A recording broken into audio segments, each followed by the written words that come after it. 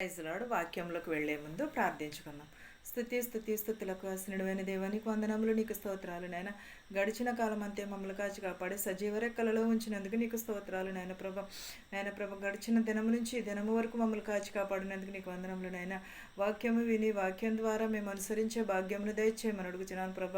మా హృదయంలో మార్చు, మా మనసులు మార్చమని అడుగుచున్నాం ప్రభ.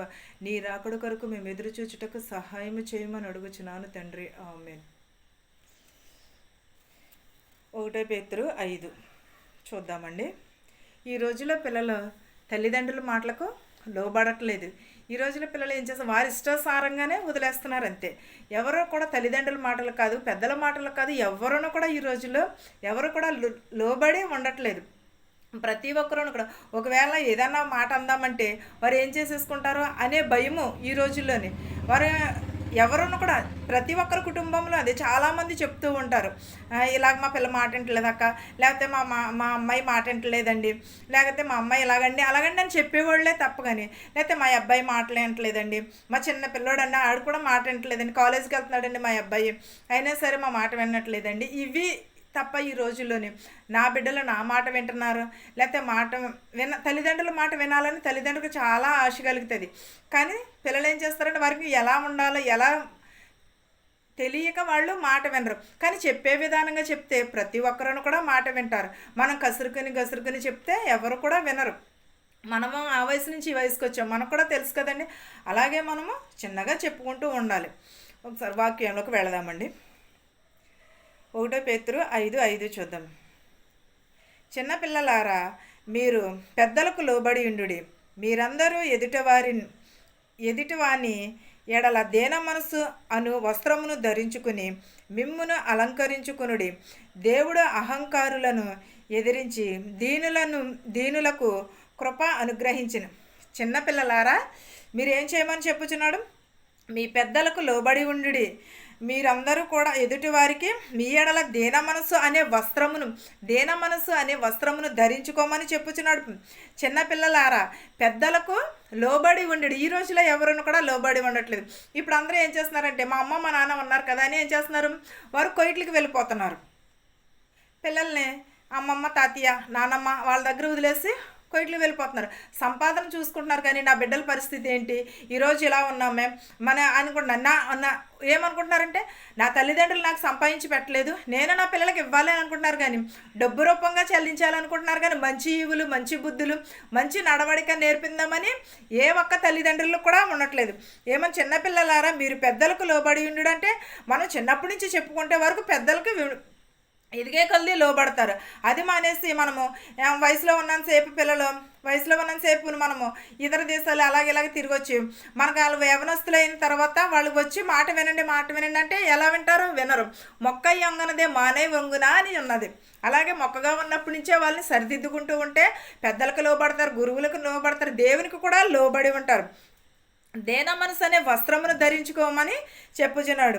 దీన మనస్సు అనే వస్త్రమును, తెల్లని వస్త్రమును అహంకారులను ఎదిరించి దీనులకు కృప అనుగ్రహించును. అహంకారము గలవారు ఎప్పుడునూ కూడా అహంకారమును కలిగి ఉండకూడదు, ఎప్పుడు కూడా దీన మనస్సును కలిగి ఉండమని చెప్పుచున్నాడు. దేవుడు తగిన సమయమందు మిమ్మల్ని హెచ్చించినట్లు ఆయన బలిష్టమైన చేతి క్రింద దీన మనసులై ఉండుడి. ఎలా ఉండాలి? మనం చిన్నపిల్లలమైన మనము దీన మనస్కులై ఉండాలి. దేవుని యందు తగిన సమయమునందు మనల్ని హెచ్చిస్తానని చెప్పుచున్నాడు. చిన్నపిల్లలనేమి పెద్దవారినేమి హెచ్చిస్తానని చెప్పుచున్నాడు. కానీ దీన మనస్కులై ఉండుడి, బలిష్టమైన చేతి క్రింద దీన మనసులై ఉండుడి. ఆయన మిమ్మును గూర్చి చింతించుచున్నాడు గనుక మీ చింత యావత్తు ఆయన మీద వేయుడి. మనము బిడల మాటలు వింటలేదని మనం చాలా బాధపడుతూ ఉంటాము. దేవుడు ఏం చేస్తాడు? గొర్రెలను మేపుతూ 99 గొర్రెలను విడిచి తప్పిపోయిన గొర్రె కోసం వెళ్ళాడు. అలాగే మనము లోబడి ఉన్న బిడ్డల కోసం బాధపడము, మన మాట వినని బిడ్డల కోసమే బాధపడుతూ ఉంటాము. అలాగే బిడ్డ తప్పిపోయిన కుమారుడు ఏం చేశాడు? చిన్న కుమారుడు వెళ్ళిపోయాడు. తండ్రితో దెబ్బలాడుకుని తన ఆస్తిని అంతా కూడా పాడు చేసి తిరిగి వచ్చినప్పుడు ఏం చేశాడు? నా కుమారుడు వచ్చాడని మంచి విందు చేశాడు. అలాగా మన పిల్లలు మనం చెడిపోతే చాలా బాధపడుతూ ఉంటాము. అలాంటినప్పుడు మన పిల్లలు బాగుపడితే ఎంతో సంతోషిస్తూ ఉంటాము. దీన మనస్కులై ఉండుడని చెప్పుచున్నాడు. చిన్నపిల్లలారా తల్లిదండ్రులకు లోబడి ఉండుడని కూడా చెప్తున్నాడు దేవుడు. చిన్నపిల్లలారా మీ తల్లిదండ్రులకు లోబడి ఉండడం, పెద్దలు కూడా విధేయులై ఉండమని చెప్పుచున్నాడు. మనం తగిన సమయం ముందు దేవుడు హెచ్చించుచున్నాడు. మన చింత యావత్తు కూడా దేవునికి అప్పగించమని చెప్పుచున్నాడు.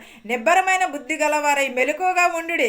మనం ఏం చేయాలి? నిబ్బరమైన మనసును కలిగి దేవుని యందు ప్రార్థనా జీవితమును కలిగి ఉండాలి. మనం మెలకువగా ఉండాలి. మీ విరోధి అయిన అపవాది గద్దించు సింహము వలె ఎవరిని మృంగుదునా అని వెదుకుచు తిరుగుచున్నాడు. ఏనా నిజమే కదండి. ఎవరిని మృంగుదునా అని ఏంటంటే వారు చెప్పిన మాట వినరు చిన్నపిల్లలు. అలాంటి వారిలో సాతాను ప్రవేశించి వారిని ఇంకానూ అల్లరికి రేపుతూ ఉంటుంది.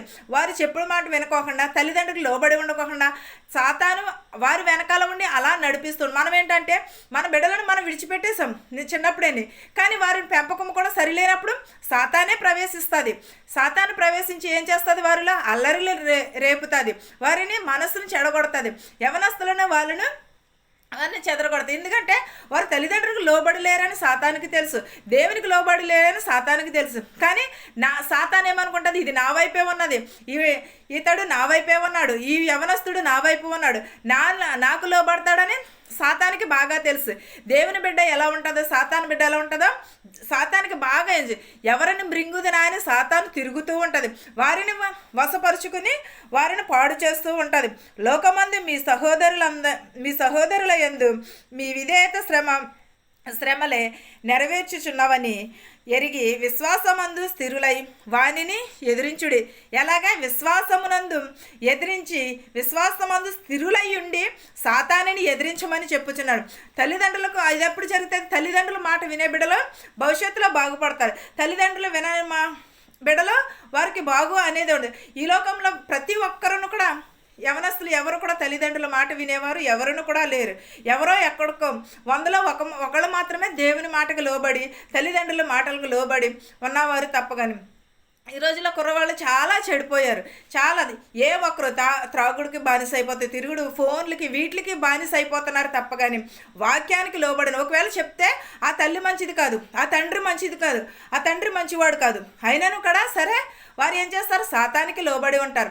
అలా కాకుండా తల్లిదండ్రులకు లోబడి ఉన్న బిడ్డలు దేవుడు హెచ్చిస్తానని చెప్పుచున్నాడు. మనము తల్లిదండ్రులకు లోబడి ఉండాలి, గురువులకు లోబడి ఉండాలి, పెద్దలకు లోబడి ఉండాలి.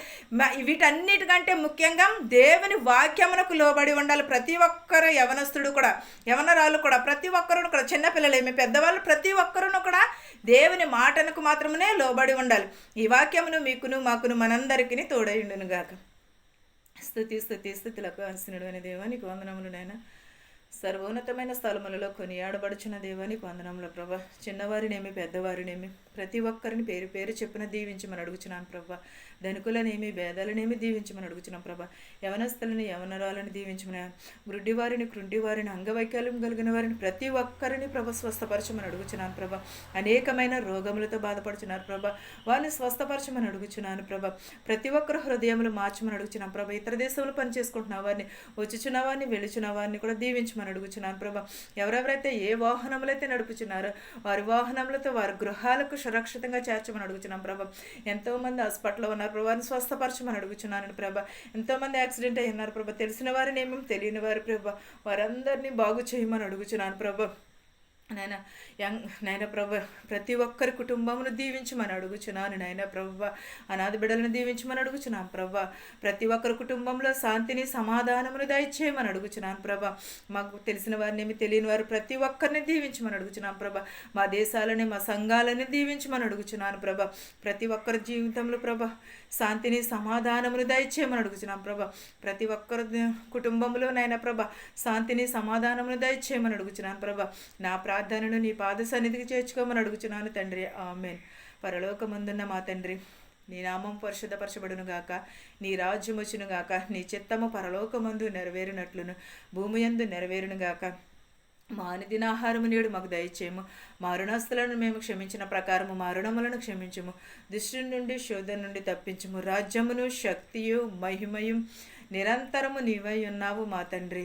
ఆమేన్. ఆమేన్. అందరికీ వందనాలు.